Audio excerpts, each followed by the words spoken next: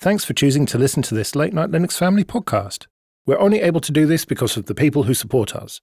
None of our shows are paywalled, but our Patreon supporters can get most episodes early and never hear any ads. Learn more at latenightlinux.com/support or support us by telling a friend or colleague about everything we do. 2.5 Admins, episode 300. I'm Joe. I'm Jim. And I'm Alan. And here we are again. Well done, everyone. This is 2.5 Admins!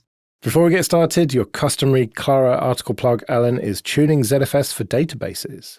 Yeah, so if you're running databases on top of ZFS, in this article we walk through some of the tunings that you want to consider to make sure you're getting the best performance for your database. All right, and you've also got a plug for a webinar. Actually on the same topic. So on May 27th, which is a Wednesday at 11 a.m., Tom Lawrence from the Lawrence Systems YouTube channel and I will be doing a webinar dedicated to database performance on ZFS.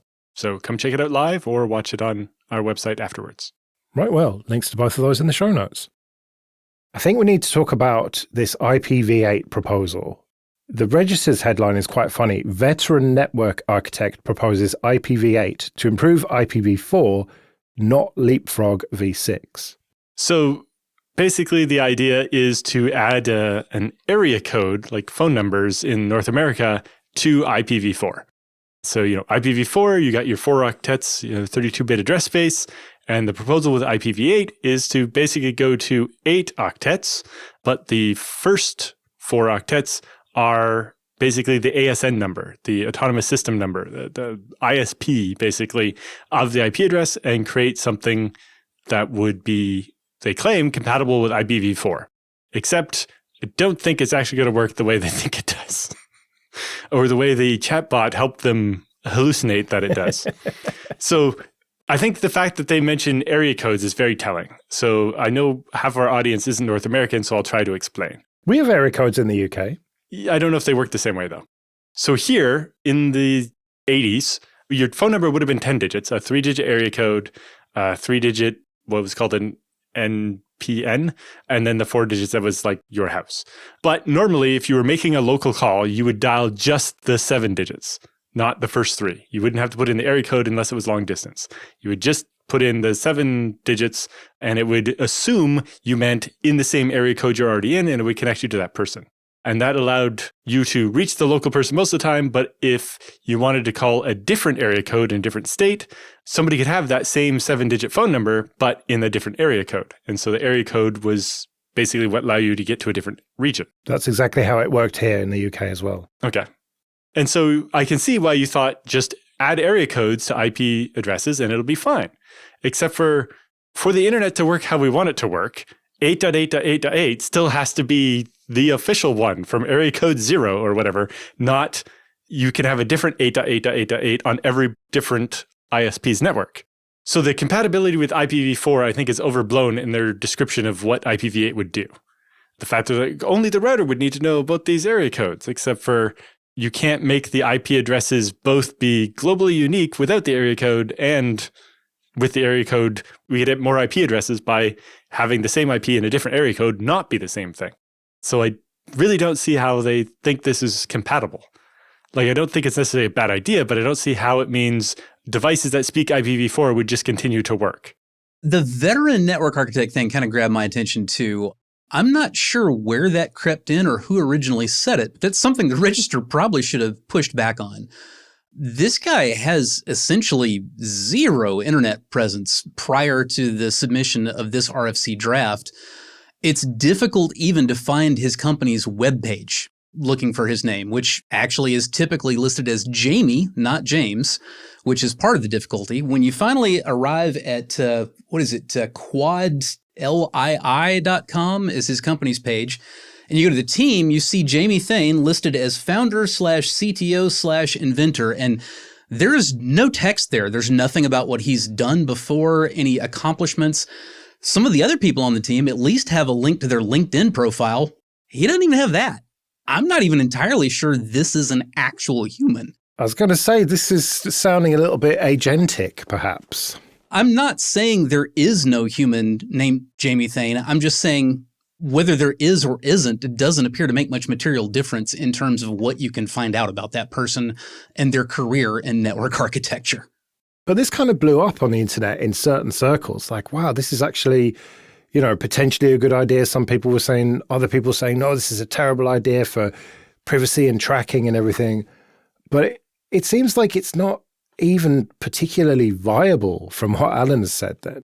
No, it's really not. For the benefit of our listeners, we chatted about this a little bit off air before the show, and my immediate take on this thing was, what this reminds me of is, you remember that guy that he got the chatbot psychosis really badly, and ChatGPT, I think it was, convinced him he'd invented a whole new form of math, and he submitted a whole bunch of papers out to peer-reviewed journals and argued with mathematicians for about a year before finally realizing, oh no, chat got me. And honestly, this IPv8 proposal, it read the same way to me. And that was before you lot told me, well, that makes sense because he admitted to chatbots helping extensively with this draft. Yeah. And I understand why the concept of adding something like an area code and just, adding an extra octet to IPv4 would seem to make sense. But the way they describe it, maintaining compatibility with IPv4. So if we're going to have IPv4 systems continue to work without needing modifications to the software, I don't see how it's going to be able to disambiguate, right? The same problem we had that changed in the 90s in North America, we switched to 10-digit dialing because it turns out as we reached further and what was considered long distance got a little bit smaller, you could end up with two area codes that were next to each other having phone numbers that would conflict and cause problems. And so, it'd be difficult to disambiguate which area code you're attempting to reach when you dial the number. And you would have that same problem with this IPv8. And if we have to change all the software to support longer addresses, then this is a non-starter. And so I don't see how this solves much. And then there's the whole thing where they try to invent some new service that will do DNS, NTP, DHCP, and 5 or 6 other protocols that you need all as one super magical protocol. So basically, you're telling me this is a load of old bollocks. Pretty much. It is definitely a load of bollocks. Exchange server zero-day vulnerability can be triggered by opening a malicious email. The really nasty thing about this one is that if you weren't paying close attention, it's Exchange server zero-day. It's not an Office 365 zero-day. This vulnerability, which is no kidding an RCE that can be triggered just by receiving one maliciously crafted email, is only present in on-premises Exchange. And Microsoft doesn't really seem that inclined to fix it. They haven't released a fix yet. And they're like, if you have our mitigation service running, which has been on by default, but lots of people have disabled, it will mitigate this vulnerability. I'm like, how bad is your software when it has a whole separate service just for mitigating the vulnerabilities that you haven't fixed yet? But yeah, so on Microsoft's official page for the CVE, they have some advice on what to do in the meantime, but they do not yet have a patch available for you to install. However, let's point out that this mitigation service, there's a reason that people tend to disable it. On the same CSO Online advisory, known issues with mitigation tactics. Admins should note there are known issues once the mitigation is applied either manually or automatically through the EM service. Office Web Access print calendar functionality might not work. As a workaround, copy the data or screenshot the calendar you want to print, or use Outlook desktop client. Inline images might not display correctly in this recipient's reading pane. As a workaround, send images as email attachments, or use Outlook desktop client. Yeah, it's some kind of mitigation, but it's no way to run in prod, folks. Now, Jim, you linked us to a piece on CSO Online about this. I'd never heard of that website, but it reads like a kind of propaganda piece against having your own on-prem email.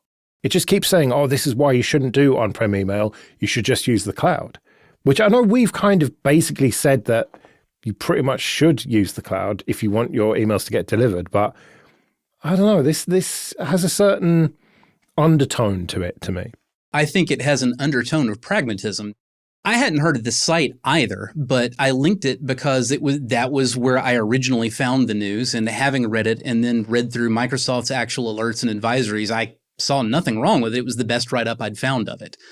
And yes, there are lots of comments in there from experts saying, this is why you shouldn't be running on-premises Exchange anymore. You need to be running Office 365 if you're going to be running Exchange. And I agree with that advice. They're correct.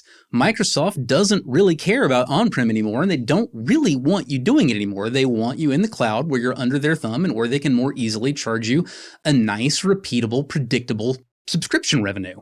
So Microsoft's been pushing people away from Exchange Server for a while, trying to get everybody in the cloud, or those who really still want on-prem, forcing them to the server subscription edition to receive the updates. But as we see from this, you're definitely a second-class citizen if you're running this versus using Microsoft's cloud, where they seem to deploy fixes a lot sooner and possibly before they make them available to anybody else.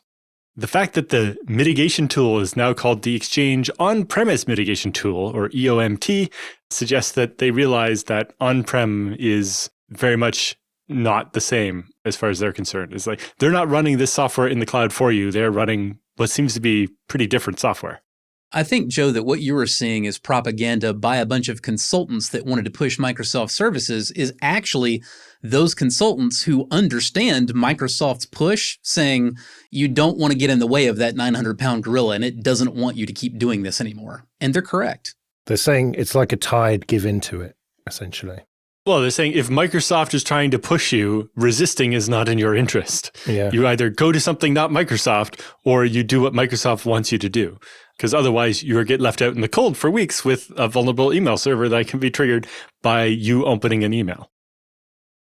Google search as you know it is over, writes TechCrunch. And I think we talked about this on this show a few months ago, maybe, when there were kind of plans for this. But now Google have had their big I.O. event and it was all about the AI shit, Gemini, whatever. And it really looks like the google.com homepage is no longer going to be just a search page where you type in the box and it gives you a bunch of links. It's just going to be an AI summary. And this is potentially the biggest shift in how search works ever. I mean, this is very much boiling frog territory here. I don't really think this is a big new thing by Google. Google has been slowly and steadily introducing more and more AI crap and moving it more and more to the top and, moving the actual thing that you go to Google for, the links to things that you might want to see, further and further down. First, you had to get past the sponsored results. Then you had to get past the sponsored results in the AI summary. Then in addition to the sponsored results in the AI summary, there's an AI mode you can click into, and you have to look at the big wide banner that tells you can do that. Now they're just saying, well, here is your full page. They're planning on saying, here is your full page of AI nonsense, and this is all you really need. But if you're determined enough to keep scrolling down, eventually maybe you'll just get to some links. And for those who aren't familiar with the whole, boiling the frog thing, well, the way you boil a frog is you don't dump him in boiling water. You put him in a pot of warm water and you slowly turn the heat up. And by the time he realizes something's going on, he's too cooked to hop out. You keep mentioning that one, but that experiment only works when you lobotomize the frogs. An actual frog will just jump out of the water when it gets hot. Yes. It's been debunked a long, long time ago, but the idiom... It's been debunked with frogs, but look around you in 2026 and tell me it's not applicable to Homo sapiens. But do you not agree that this is big news? Like, it's a big deal. Yeah, it's a huge deal that we've all seen coming for 5 to 10 years now. It is absolutely a huge deal, yes. I'm just not so sure about the news part. Yeah, that's true. I mean, you could argue that it started with AMP sites, Accelerated Mobile Pages, I think that stood for. Correct. And how Google has been doing everything they possibly can to keep you on google.com, whether that is summaries of news stories or even going back further when they embedded some of the details from Wikipedia so that you didn't actually have to click through and go to Wikipedia to read the article about the thing. It was just hey, we'll do a little inset and we'll give you just this block of stats from the Wikipedia page that is the answer you were looking for, even before any of the AI crap. And I think it's worth pointing out that Google is by no means alone on this, oh, hey, you wanted an actual thing? Well, screw you. Get through our AI nonsense if you still want to get to it. I discovered last week that the way that I normally log into Office 365 will no longer get me to Office 365. I used to go to portal.office.com, and that would take me to the Office 365 landing page, where if you're an administrator, one of the things in the left-hand sidebar is admin, and you go there and you can do all your admin things. And then after an update a couple of years ago, it became, okay, well, now it's the Copilot landing page, but here's the link to get down to the control panel that you wanted. Once you get past it saying that it's the Copilot page, full screen, at least that link is there. As of last week, as far as I can tell now, when you go to portal.office.com and log in, the only thing you can get to from there is Copilot. In order to get to the admin interface, I had to back out of portal.office.com and go to admin.microsoft.com.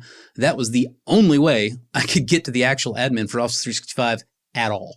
In a way, you can't really blame the likes of The Verge for doing what they did. I mean, The Verge used to be a reliable news site that I would link to a lot in show notes, and I would read a lot of their articles. Whereas now, you go to basically any of their articles and you start scrolling down and then it just comes up with the paywall.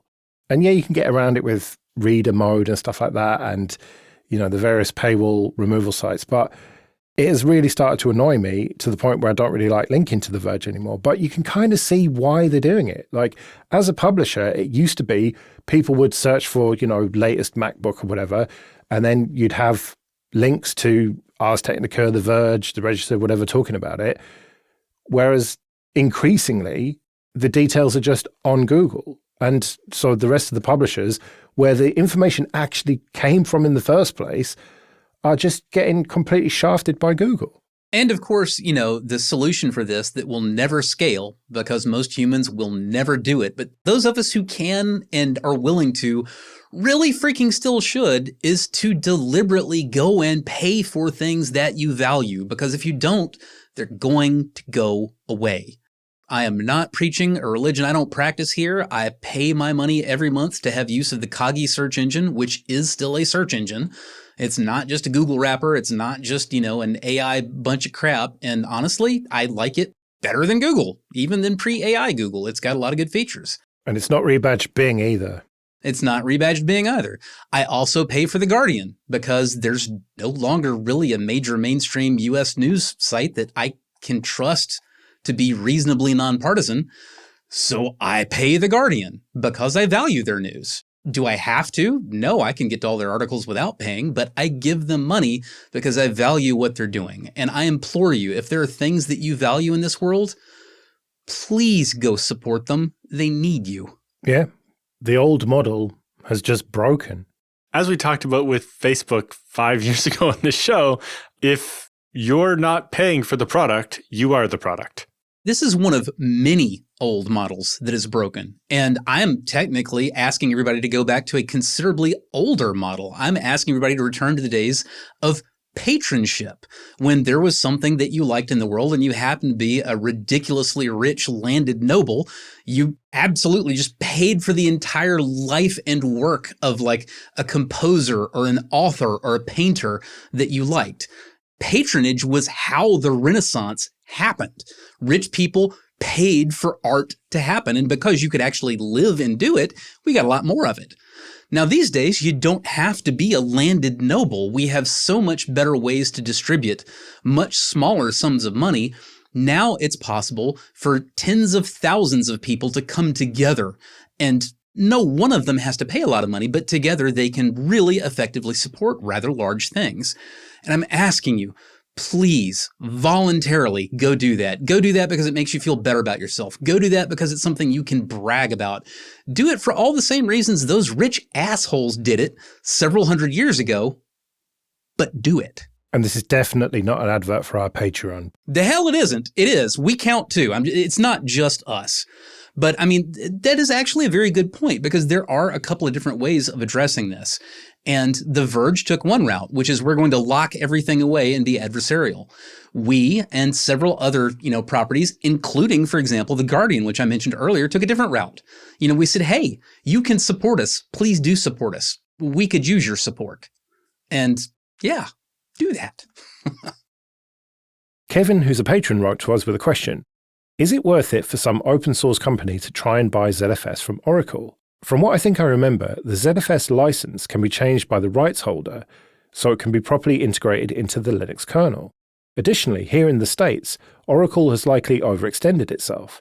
So, is it time to try and pry ZFS from Oracle's slimy grasp as their financials suffer from propping up rotten ideas?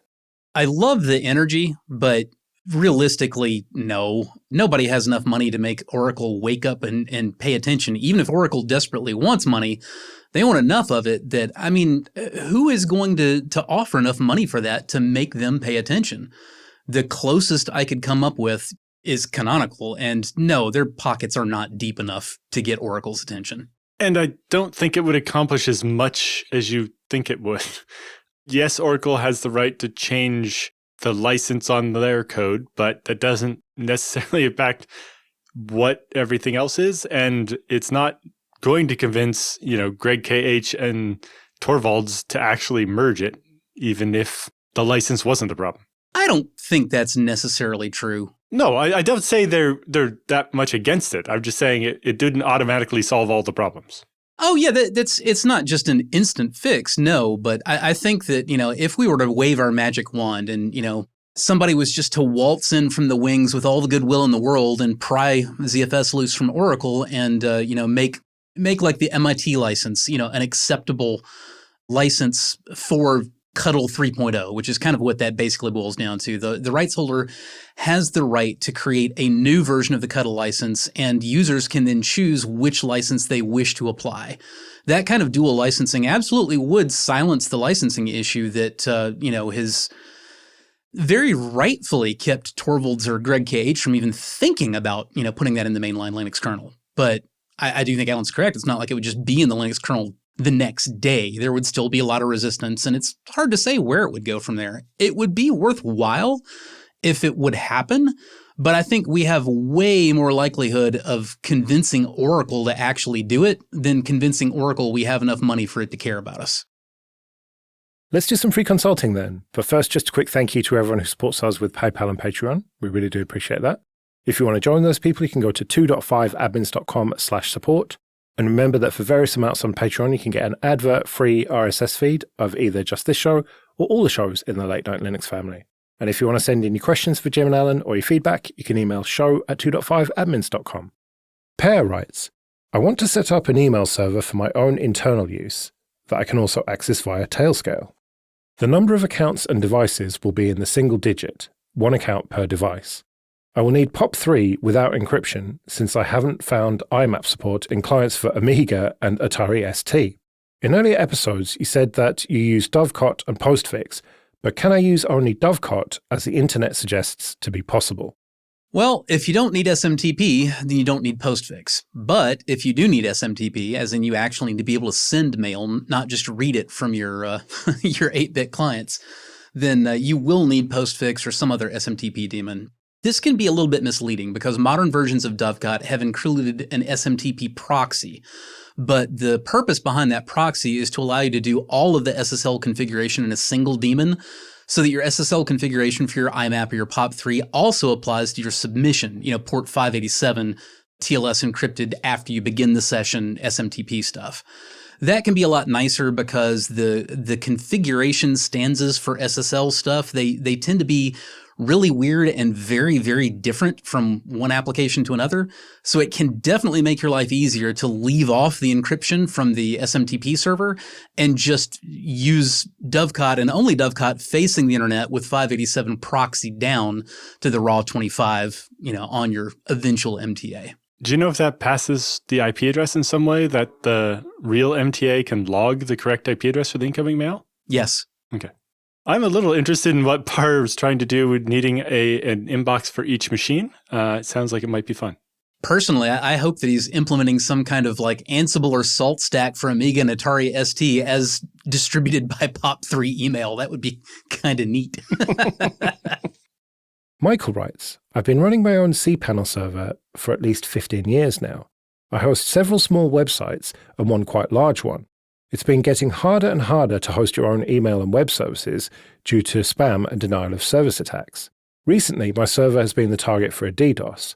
I had over 2,000 IPs blocked at one point. I'm trying to deal with this myself, but all my research and requests for advice lead to the same answer, Cloudflare. Please tell me there is another way to mitigate this sort of thing other than to let Cloudflare man in the middle my traffic. Well, Cloudflare is not the only DDoS prevention or mitigation service out there. So it's not like you have to go to Cloudflare specifically. With that said, whether you can handle this on your own depends on the volume of the distributed denial of service. If you can handle the aggregate bandwidth, but they're just hitting vulnerable services that can't keep up with the specific requests going to those services, then yeah, you may be able to mitigate things yourself. You may be able to, implement proxy and caching layers that keep the bad people away from the stuff that they want to hurt. On the other hand, if you're the target of a big DDoS, the kind that is perfectly capable of overwhelming you entirely, via just nothing but sheer bandwidth, all the way down on the network layer stack, you really don't have any options unless you have a massive pool of IP addresses that you have control over the BGP routing to, so that you can actually null route traffic to never get to the real target at all. That's not something you're going to be able to do unless you actually have control of routing. So there are some providers that specialize in this type of thing. So some of them, they just, they do the mitigation on their network and they have the kind of precursor to something like Cloudflare out front, and they ingest the traffic in different places and decide which of it to forward to you. Some of those you don't have to move your server to use. They will give you like a GRE tunnel where they will be the public facing IP, filter out all the bad stuff and forward only the good stuff over basically a VPN to your real server. But for what it sounds like you're dealing with, there are some like dedicated server providers that will offer some level of DDoS protection, whether it's like OVH Cloud or SharkTech, or it seems Black Lotus got bought by Lumen, and so maybe they're too big corporate now to provide individual servers like they used to. But there are places that specialize in up to a certain level of DDoS mitigation, where it's like, if you're getting less than 20 gigabits, they'll keep your stuff online and filter out most of the traffic so that your web server, it's only handling the legit traffic. But yeah, there are options outside of Cloudflare, but they all suffer from similar things. It's somebody else intercepting your traffic and deciding what to drop and what to keep. And sometimes if they're overzealous, they're dropping legitimate traffic. If it's less than 20 gigabits, we can handle it is a pretty terrifying statement in an era where 1 gigabit symmetrical residential connections are just absolutely commonplace. Oh, so as long as no more than 20 people hate me. I'm sure that number is actually higher now than it was last time I was looking at these type of services when I was hosting IRC servers back in the day. I'm not entirely sure it's higher, honestly. That's possibly true. And of course, we've mostly focused on the distributed denial of service here. Michael also said he's having problems with spam, and that is an entirely separate can of worms that we're just not really going to be able to entirely answer here.